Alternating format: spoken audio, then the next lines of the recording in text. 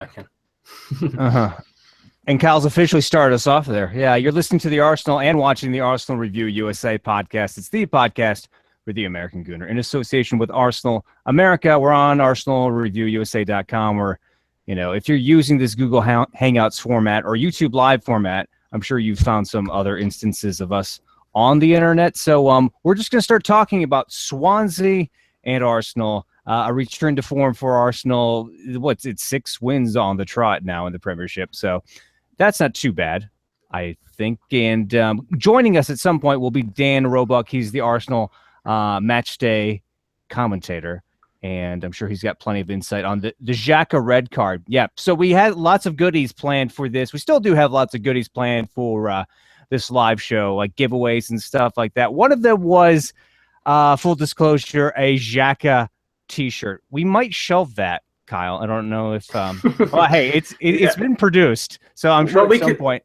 we could provide the context to the shirt if people would be interested in that.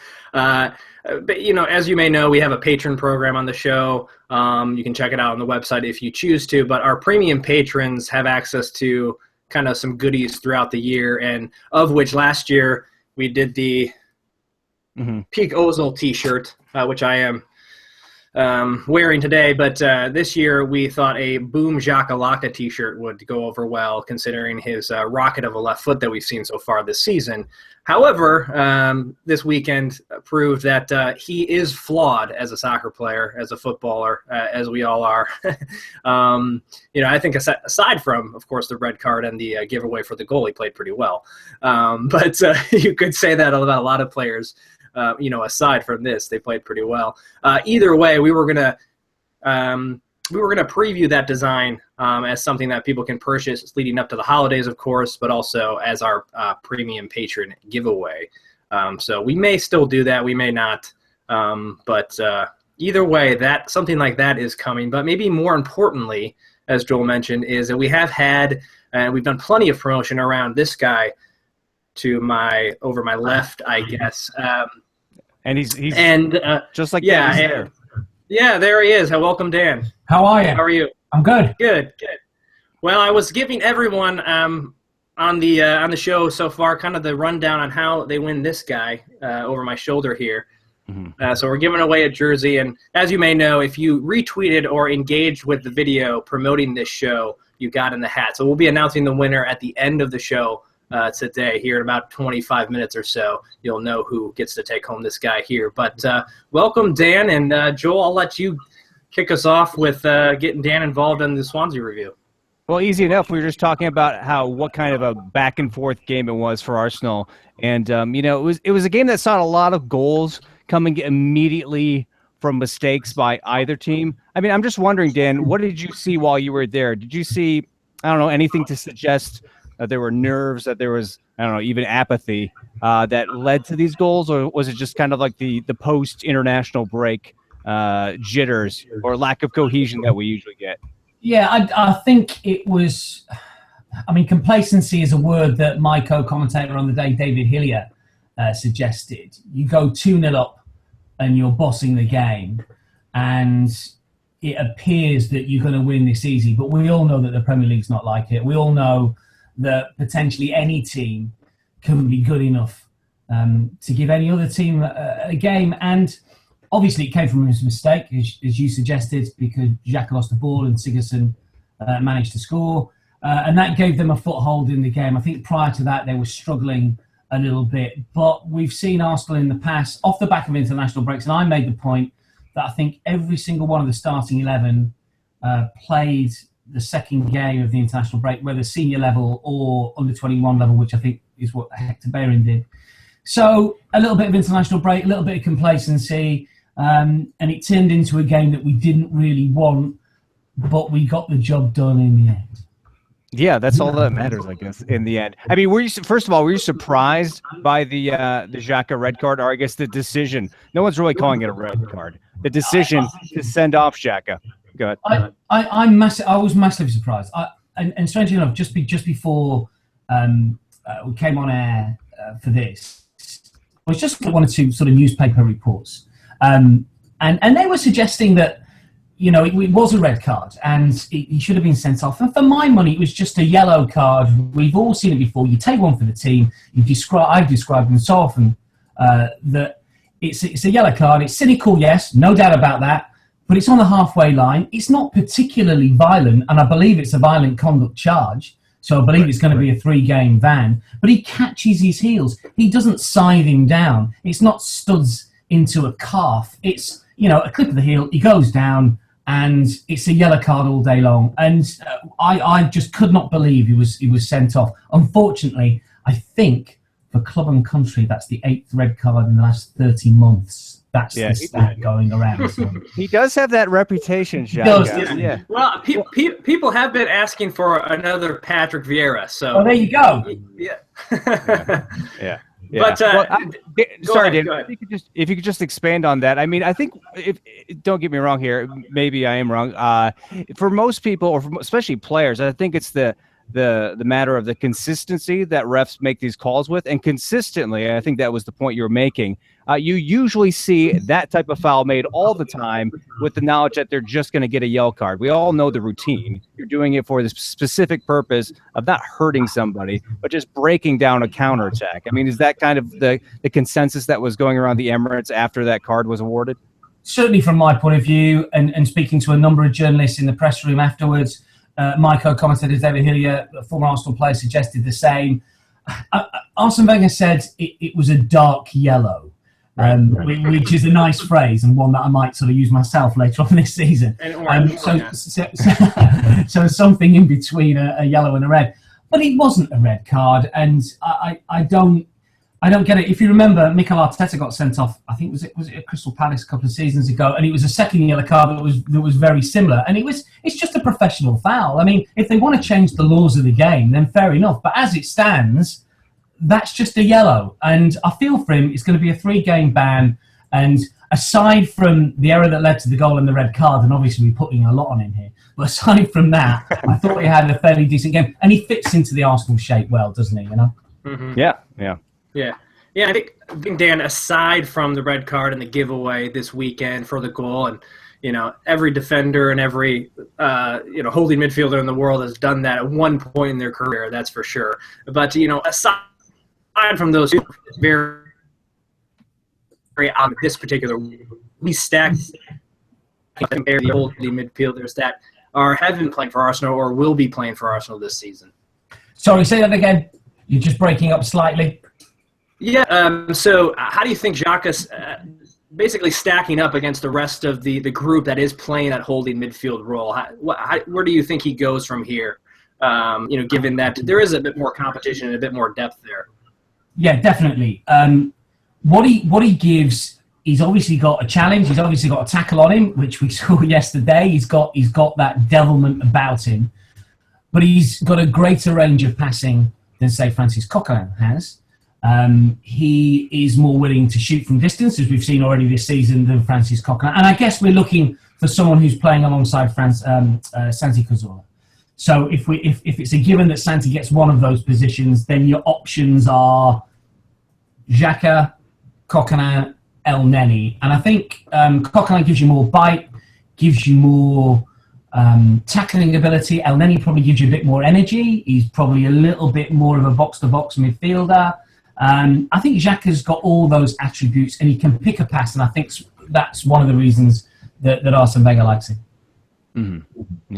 Yeah. And I mean, just talking about this game, I mean, some people were really put out by, I think, the nature of Arsenal's performance and the fact that it wasn't so coherent. But how important could this win be, considering that now Arsenal are going into a relatively easy mini stretch of games here? I mean, I think they've got we got Ludogorets next, but in the Premiership, we've got Middlesbrough, and then who else after that? Not the Sunderland. There we go. Yes, another bit of a win fodder team. I mean, how important could this win be, just easing back into the Premiership after an international break? I think it's a nice run of fixtures. I think you mentioned Middlesbrough next week, and they will beat them again today. Then it's Sunderland away, and then it's the not-so-small matter of Spurs. But that Spurs game is the last game before the next international break. So you can put a lot of focus and energy into that. We've obviously got Champions League and the Reading game in the League Cup as well.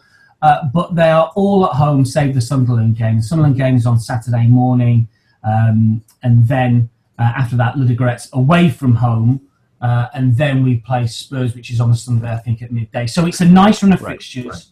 And you'd like to think that certainly up until Spurs, and including Spurs, however good that they are supposedly playing, I'd like to think that Arsenal would win all of those games. A bigger test might be Manchester United away, but Spurs at Emirates, I'd always take us to win. So it's we're in a real. I mean, considering what happened first game of the season when there was grumblings, and I'm sure you guys were talking about has the boss got it right, some signings and so on and so forth. We're unbeaten. 6 Premier League games, wins on the spin. It's shaping up fairly well, I would suggest.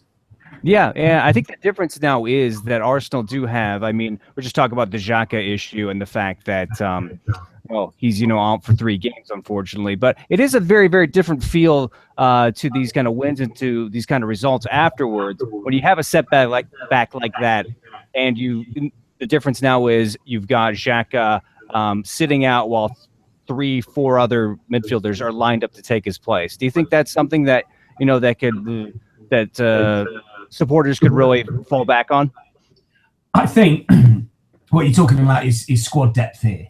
And, Arsene Wenger made a great point at the start of the season that, everybody clamours for signings.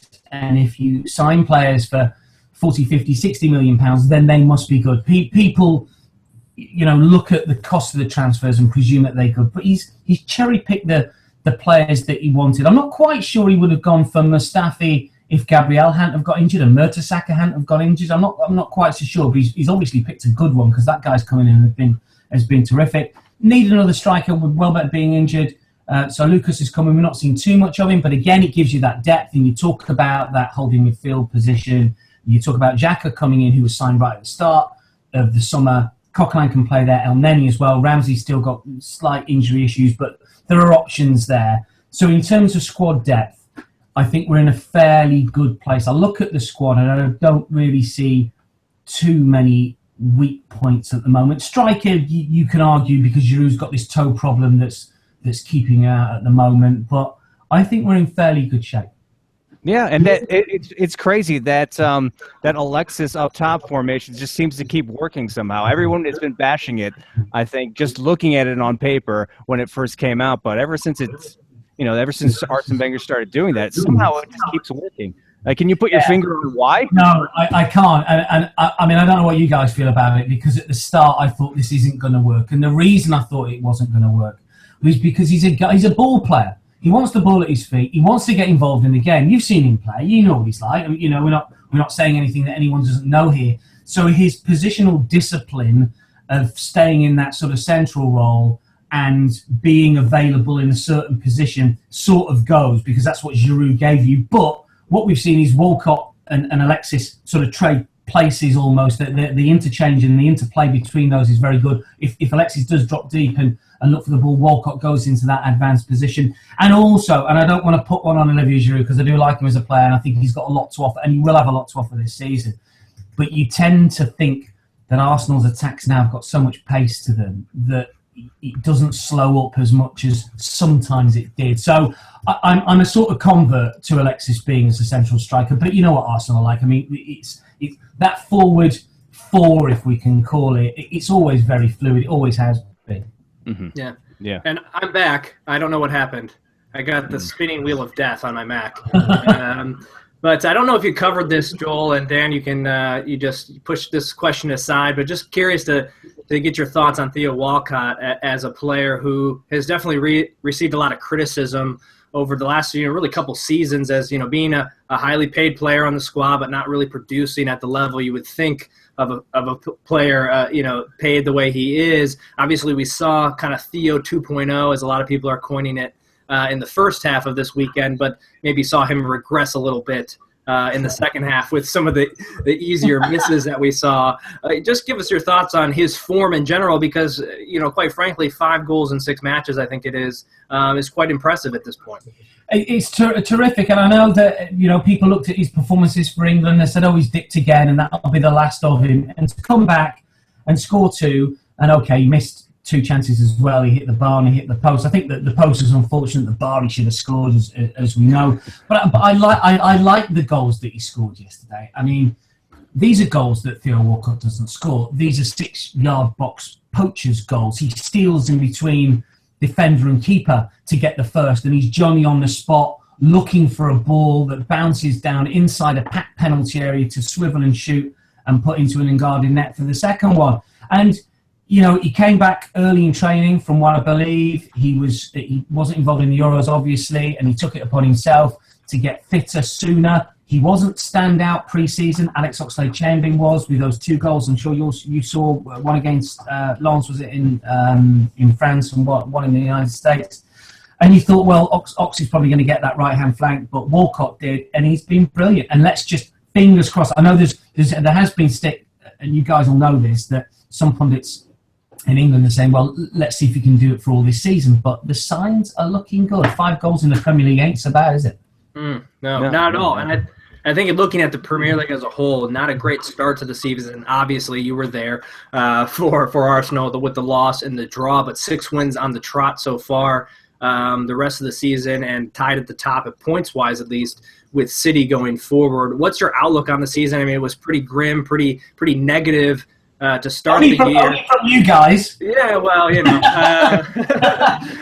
Come on, what did you think after the Liverpool game? Because the boss was getting pelters at the ground at the time for getting beaten 4-3. Yeah, well, I think the narrative was, here we go again. Didn't prepare as well as maybe we should have over the summer with the players. But the players that we have brought in certainly have made a difference defensively with Mustafi and Xhaka with the rocket left foot. We'll just keep it there for now. In terms of a holding midfielder who gets into tackles but also pushes play forward as well. And fans are fickle, and us included. And we certainly don't commentate on on a weekly basis like you do. Kind of have to keep it even keel. I go the other way. I mean, when people ask me, I'm always probably too pro, and I sometimes lose sight of being objective, and I'm not a fan in the sense that you guys are, because I generally won't. Well, I don't criticise, certainly on air anyway. But I look. I'm always confident because I always look at the group of players and think that there's such a terrific talent base there. There are players that have won titles in different countries. I don't worry about the experience side. I mean, Leicester won it last year. That's never going to happen again. And people say that was Arsenal's chance. It looks like it's going to be a terrific title race. Arsenal will definitely be in with a shout. Leicester certainly won't be. So we've got every chance. I mean, joint talk with Man City. And I think I said to you guys last season. Man City won the first 5 games last campaign. They were odds on with the bookmakers in England to win the title, and they came 4th. Arsenal came 2nd. And obviously, Pep Guardiola is a big influence, but I just think that, as we've seen, they haven't won any of the last 3 games, all competitions. I think it's going to be a lot closer battle, and Arsenal will be there. Mm-hmm. Yeah, hopefully. I mean, it's if there was. I mean, we're being very positive here right now about Arsenal. Well, we can. Let's keep it there. We can do at the moment. Okay. Well, there goes my next question then, because obviously you've identified some weaknesses there with Man City. If there was one weakness with Arsenal going into the new year, okay, let's assume the falls continues to be a smash success. Going into the new year, besides injuries, what would you say that weakness would be with Arsenal? We've identified some faults with other teams. What would you say would be the one thing to address going into January? That is a great question. That really is a good question. I don't know. I mean, we often, in the past, when we've been in situations pressed for titles, we've had injuries.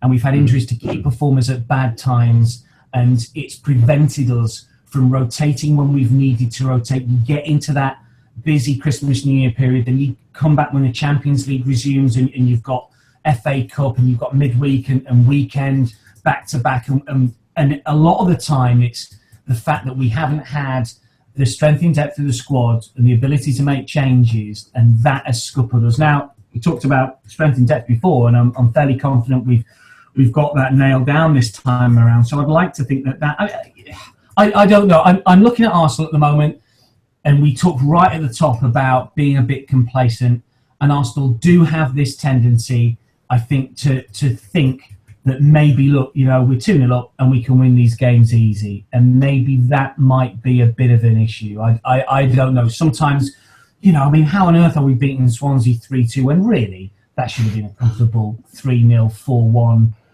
result yesterday. And I think maybe that, and a little bit like Liverpool game, crazy 20 minutes and suddenly we 4-1 down. And maybe those are the things that have got to be ironed out if we are going to win the title.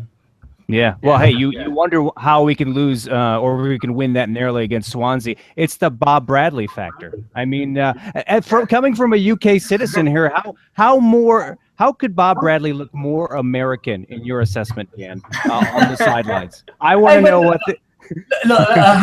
Hang on. Look. He didn't have an earpiece in and a headphone, and he wasn't calling timeout or anything like that. He wasn't doing any of that.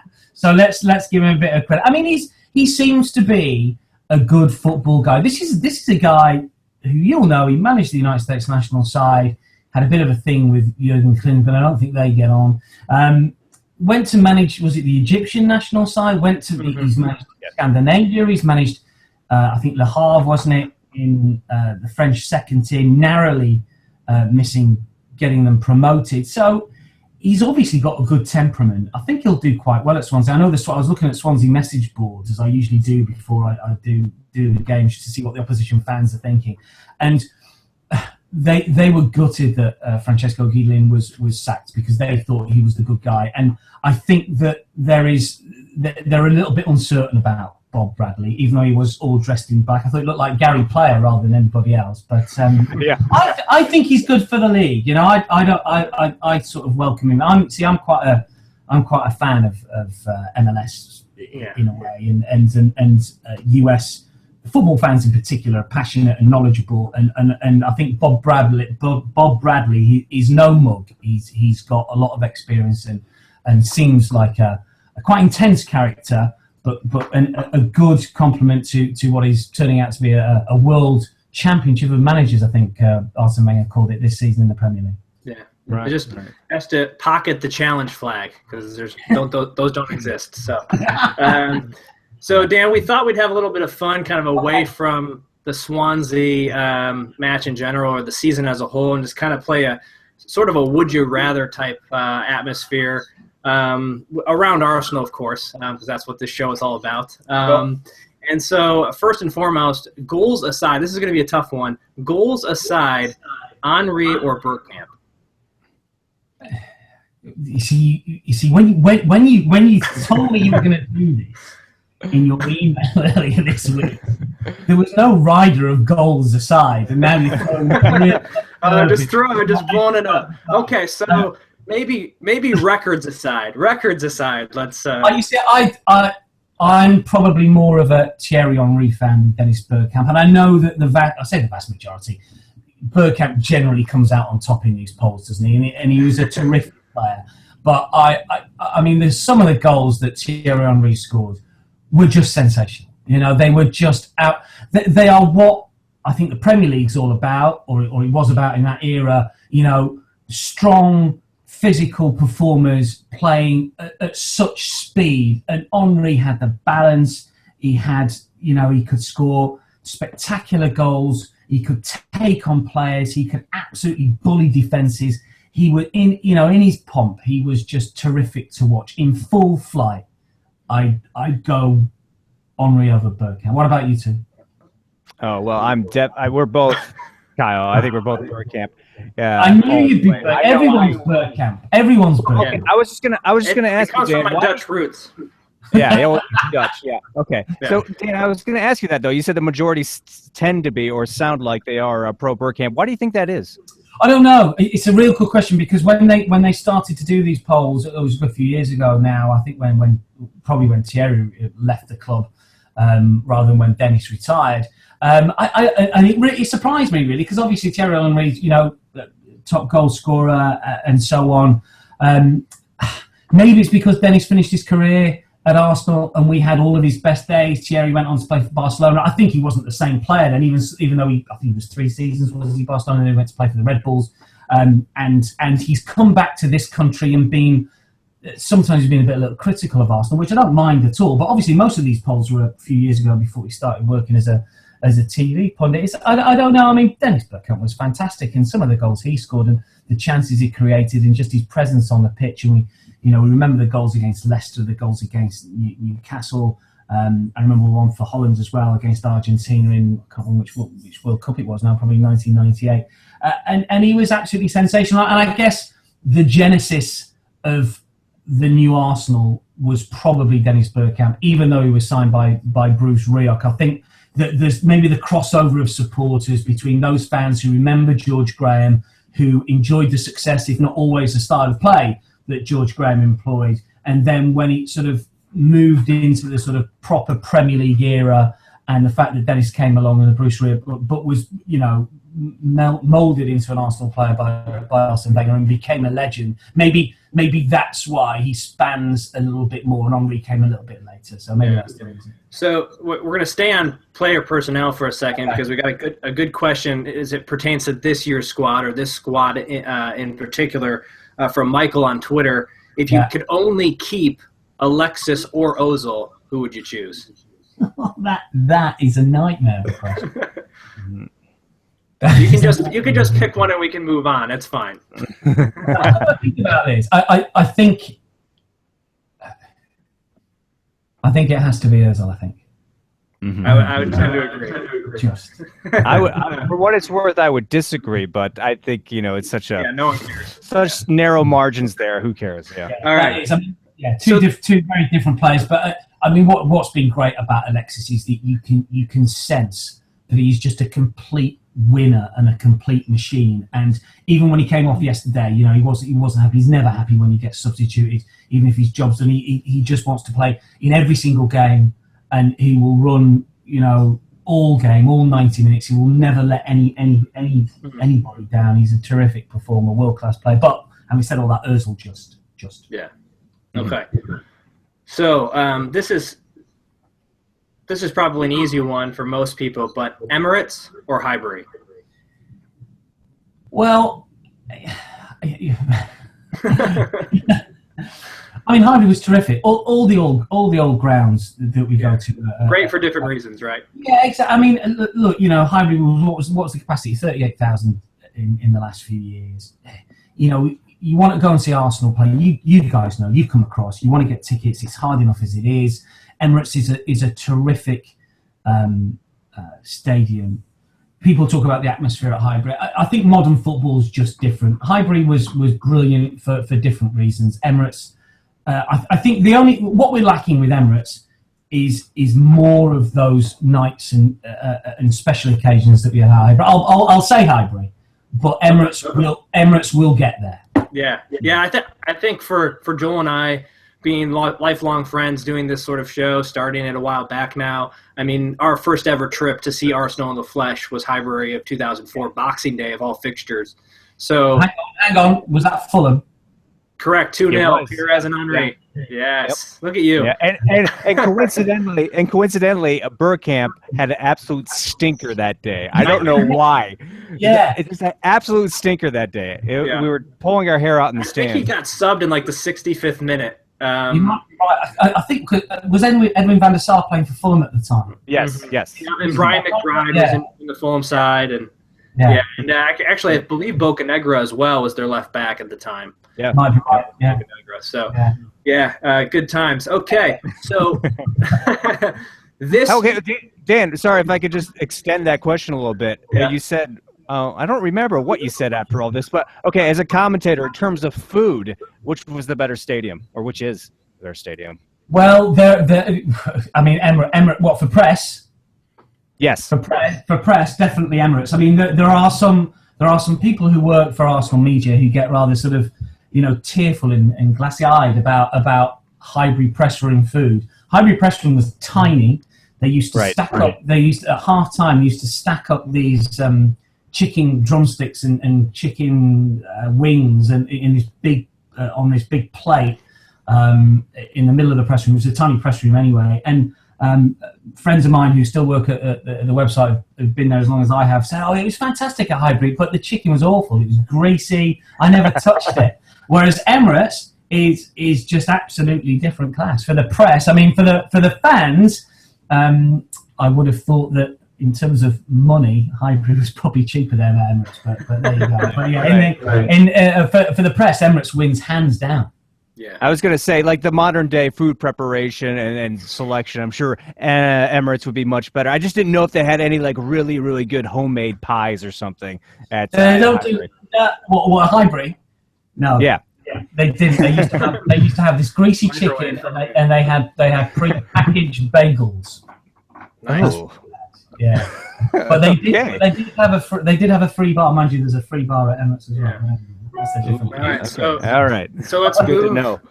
Let's move to that stuff that loads the museum. That keeps people coming through the museum. This year's Premier League, or this year's FA Cup and Champions League, in terms of winning. Do you know, I posed this question myself to listeners of the radio commentary a few games ago, or someone emailed in. I think for me it would be FA Cup and Champions League, but I think for a lot it would be Premier League. But the boss deserves the Champions League because he's not had it, and I think if Arsenal could win the Champions League, I think personally I would welcome that rather than the Premier League. But I understand the Premier League thing all day long. The Premier League is a truer test of your ability, of your squad. As we saw the other year with Chelsea when they completely fluked the Champions League. You can fluke the Champions League. I'd like to think if Arsenal won it, it wouldn't be a fluke, and it'd be some brilliant games against the best of the continent, and Arsenal would win a good final. But yeah, I would go Champions League and FA. I'd go Champions League ahead of Premier League. What about you two? Yeah, well, I ask because I think that's great context to what someone who attends quite a few games is thinking in terms, especially as we're celebrating Wenger's 20 years. What hasn't he accomplished, and that would pretty much be it, at least in terms of Arsenal. And for me, sure, the Premier League, but if FA Cup and Champions League came as a package deal, I think I'd actually have to go with that, because that night in 2006 in Paris, kind of took the wind out of everybody in terms of that competition for quite some time. And it kind of feels like we're never going to win it because of what happened that night. So I think for me, maybe those two. But I've always been curious on what the other talking heads, if you will, around the club, English media would prefer, if given the choice. Yeah, I don't know. I wouldn't have asked anyone. I wouldn't have really been spoken to journalists about it. I think in this country, many still view the Premier League as a true barometer of how good your team is. But having said that, I'm sure that some journalists will say, look, the Champions League is ultimate. You look at the teams that are involved in it: Barcelona, Real Madrid, Bayern Munich. And the teams that have won it recently, Chelsea aside, you don't really get sort of flukes. And I don't want to hammer Chelsea, or maybe I do want to hammer Chelsea, but the way that they won it is not the way that Real Madrid have won it, or Bayern Munich, or even Atletico Madrid, who have gone close on a couple of occasions, probably deserve to win it, even though they play relatively negative football. They've got a game plan, they stick to it. I don't know. I think there's a lot of people in this country that probably would still say Premier League. Yeah. Difficult question. Yeah. Okay. Boxers or briefs? No, just kidding. Boxers. Okay. Got it. All right, now we know. Yeah. It's public. This is being recorded. 4-4-2 or 4-3-3? 4-3-3. I think. I mean, four. Okay. I was gonna say I was gonna say throw all practicality out the window if you could, and just which one do you get? Do you like more personally? I guess I'd like to see 4-4-2 because the perception is you see more exciting games. Whether that's true or not, I don't know. The perception is 2 strikers, gaps all over the place, end-to-end football, more goals. Is that true? I don't know. I think, you can see exciting football with any formation. The modern trend is not to have, 2 strikers. And I guess when we're talking about 4-3-3, we're talking really about 1 striker. But I think 4-3-3, it can be, an exciting style. And I will go with that over 4-4-2. Okay. 4-4-2, I mean, does 4-4-2 really exist anymore? At any level? Is the magazine still out there? Yeah, possibly. I don't know. They need to change their name, don't they? Yeah, Joel used to be a subscriber, so but so Dan, obviously, that's kind of all we had in terms of those sorts of questions, but obviously you've taken on a little bit bigger role in terms of, doing kind of some promo videos at halftime, when Arsenal go into the locker room talking about. You've seen those, have you? Yeah, I mean, I'm like one of the 2 people that have seen them. But can you just kind of give us a preview or an update on where people can find the sort of work you're doing around the club and what maybe you're involved in this season that you haven't been involved in the past? Well, as far as Arsenal is concerned, I mean, my role, as you guys probably know, is matchday commentator for home and away games for radio commentary. So it's the live commentary. And for home games, we've got a pre-match show and a post-match discussion sort of. Pre-match, we'll give you some nice build-up, some interviews that we've done over the course of the week in the build-up. You'll see clips from the press conferences and we'll take a look back at previous performances. It's a nice half-hour build-up to the game. Then full live commentary with an ex-player at home, and we'll take some analysis from them with some up to chalkboards and so on, and then a little bit of post-match chat as well. Away games, I'm on the road, so Adrian Clark, who I'm sure you've watched, presents at the Emirates, and again, he'll give all the build-up, and I'll just be on commentary duty.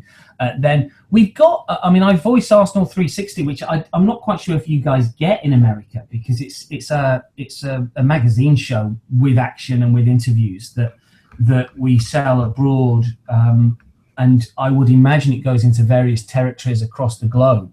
You might not get it, I don't know. Sounds familiar, but not sure.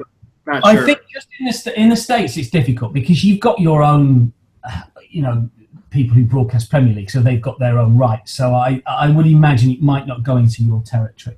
Those are my sort of basic duties around Arsenal. So I'm there every match day. I'm there at Highbury House on Friday mornings to do a little bit of voiceover for them. But I don't get massively involved. So I'm not one to tap up for team news or scoops at London Colney. That's for sure. Sorry. Duly noted. Sorry. All right, no problem for what it's worth. But Dan, thanks so much for giving us your time today. I think we're going to cut you loose in a second here. But before we do, if you could give us quick predictions for the next 2 Arsenal games. Scoreline predictions. Okay, so what have we got next? We have got Ludogorets at home and then on Tuesday night. I think that will be an easy win. I'll go for a 2-0. I'm sure Ludogorets will come and just defend if they can. I have to confess I know little about them at the moment, and we'll have to do some research between now and the game. That's on Wednesday, sorry, it isn't, not Tuesday.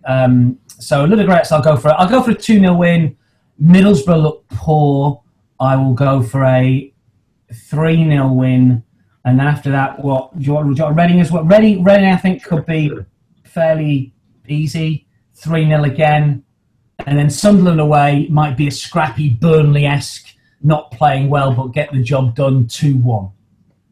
Got it. Okay. Wow. We got full coverage from you there. There you go. For 4 games. That's the next 4 games. Don't blame me if I get them wrong. Although, one thing I should have said, and I don't do this, but obviously we've got FaceTime Live, which you guys may well have seen prior to games. And I did tip up 3-0 Arsenal to beat Chelsea a couple of weeks ago. So I'm in good form this season. Yeah. Well, yeah, you should get a prize if you get all 4 of these predictions correct. Do I get the shirt? Oh, If I get up all right. Did you retweet the video? You know what? We might have something for you. We'll see if we can make it over this winter, this spring. We'll make sure to we'll hook you up. Well, yes, as much as we can. Yeah, big budgets here. Yeah, for sure. Yeah. Right. I can see that. Yeah, right. Your check's in the mail. Yeah. Thank you. Yes. All right, so now that all that housekeeping's taken care of, I think we can let you go. Dan, thanks so much for giving us your time. Great to hear all your insight on the Swansea game and all the other games coming up here, and hopefully we can do this again sometime soon, okay? Yeah, no problem. Thanks for having me, fellas. Speak to you soon. Good luck. Take care. All right. Yep, bye-bye.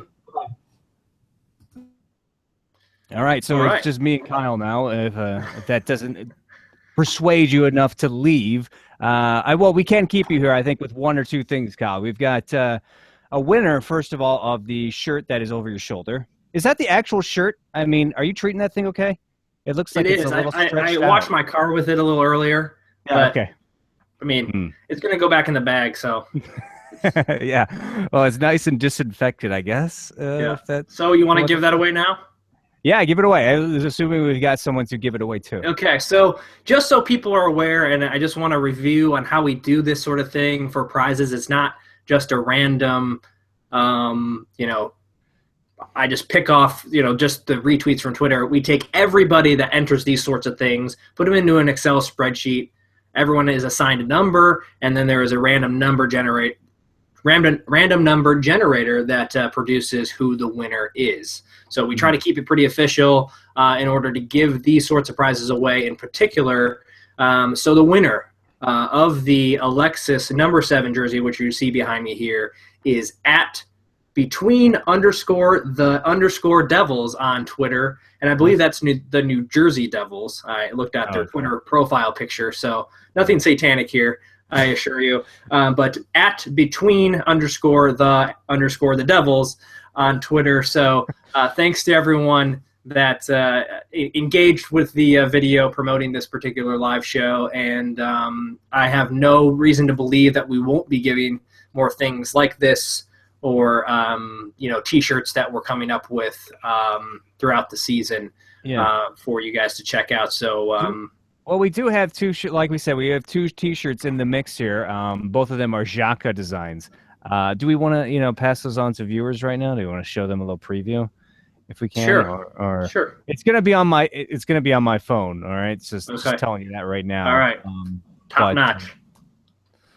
Or is that just cheapening it? If you've seen it on my phone, you know what? We'll put it on social media somewhere. You can, if you still love Xhaka at that point.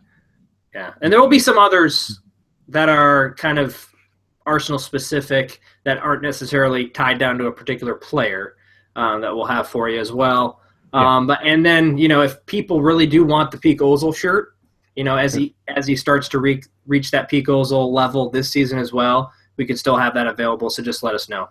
Okay. Yeah. So I don't know if there's too much else for us left to do on this particular podcast. You've heard everything about Swansea from Dan there, and then obviously the game's coming up here. It is a good time for Arsenal to be an Arsenal fan, and for Arsenal to be Arsenal, I guess, because they've just got, like I was saying to Dan, they just got so much depth right now. It is definitely a different feeling than, say, when someone like Xhaka got red carded or injured last year or 2 years ago or 3 years ago. There's a sense that they can keep the momentum going that they have, and that's just something that gives me a lot of encouragement going into, especially this run of games. We've got Ludogorets, we've got Borough, and then we've got who do we have before Sunderland? Reading. So 4 very, dare I say it, winnable games, knock on wood, right there. Hopefully that allows Arsenal to cement some kind of positioning there in the table in the Premiership with other teams not doing so well. But then they do have Tottenham on the other side of that. So, yeah, things are getting good here. The good news is that most players for Arsenal are not injured yet. So hopefully we can get a little points padding here in the fall before the winter injuries hit. I don't know if you got anything else, Kyle. I am glad we talked about the Bob Bradley dress situation there with Dan, because Oh, I was going to say it. I mean, the only way he could get more American is if he had the huge Motorola headset and, a couple of challenge flags, like you mentioned, a hoodie, possibly. He's probably going to have to switch to a hoodie. Yeah, I don't know. Hit up Bill Belichick for that one. Well, who wears a hoodie? Is it Jurgen Klopp? He wears a hoodie. Yes, right? He likes the skin tight hoodie. He's up for that. Tight. Well, I haven't noticed that. I don't know about. Tighter than usual, not the baggy look. I will say one thing I think for everyone before we leave is that obviously this show and what we do here, kind of the conception of it all was in podcast form, very downloadable, kind of a weekly thing, only available on iTunes or some of the other streaming podcast type outlets. But we'd love to look to do this more, be a bit more engaging online where you can consume it in a lot of different ways. So give us feedback of what we're doing. If no one is really watching or enjoying what we're doing here on a live show, we're not going to spend the time and effort, to go ahead and do it for everybody. So please, we want your feedback. Constructive criticism or unconstructive criticism is fine. But either way, we want your feedback on what we're doing here because we want this show and what we're doing to be as engaging with people as possible, and you to enjoy it and like what we do. So please send your feedback regarding this show and kind of everything that we're doing in general. We'd really appreciate it. Yeah, and we'll definitely try to beef it up with a little more question and answer interaction type thing, if we can, during the actual live, whatever this thing is called, YouTube Live, because there are things you can. I'm looking at the side of the window here. There are things you can do. There's just some technological limitations to. Well, they changed it since the last time we did this, so we got to figure it out. Granted, that was in the summer, but we definitely like to get more involved with this particular format. I think it is fun. As much as I hate people seeing me in the fact that I'm wearing what is now an outdated Arsenal piece of merchandise. It is fun. It is fun to interact with people in a different way from the podcast. So, we'll see what we can do, especially with supporters groups around the U.S. So That's something we definitely want to add. With having said all that, I think that's all we got for this particular podcast / whatever this is, live hangout. So we'll leave you to the next week of Arsenal action. Ludogorets on Wednesday. Yep. Ludogorets on Wednesday. And then I think we got four easy games, yes. But are they all home games? At least I want to say 3 of them are home games. It's Sunderland away, I believe. Is it? But Dan made it sound like it was. But we'll let people. Why don't we let people look that up? No, I want to know now. Okay, I'll do it for everybody. People are still watching. I mean, they're going to keep watching while we do this. I mean, if you made it through this much, okay, they're at Sunderland, right? Everything up until then is a home game. So, why do you keep looking it up? I just told you. I just told you what it was. Look at this guy. Camera on. Yeah. Okay. Well, I don't know if we lost Kyle because he's looking something up or what, but at any rate, I think that's like the end of the podcast, the end of this live hangout. Yeah. You froze, so I think it's about time we say goodbye. Right, yeah, we're running out of steam here. We'll leave you, like I said, we'll leave you to the next week of Arsenal stuff here. Ludogorets and then Middlesbrough. We'll get in touch with you on the regular podcast format after those games. Until then, as always, remember, support the Arsenal and have a good week.